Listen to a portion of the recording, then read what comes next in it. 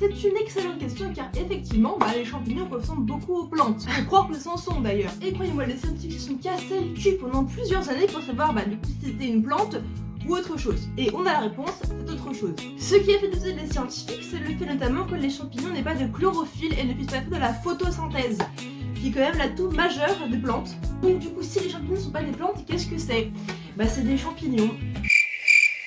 Alors là, effectivement, je sais, vous me prenez pour une énorme tarée, mais je vais m'expliquer. Il faut savoir que sur Terre, les êtres vivants sont classifiés dans des groupes de vivants, qui sont les animaux, les plantes, les bactéries, les arachnées et les protistes.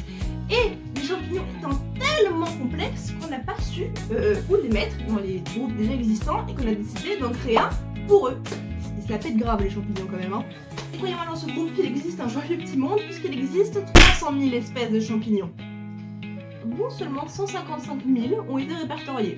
Et rien qu'en France métropolitaine, on compte 30 000 espèces de champignons, dont 15 000 sont recensés avec 400 comestibles, 500 toxiques et 50 mortels.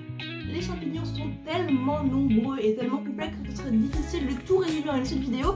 Donc n'hésitez pas à me dire si vous voulez d'autres vidéos sur les champignons, comme ça on évite de s'intoxiquer à la prochaine cueillette.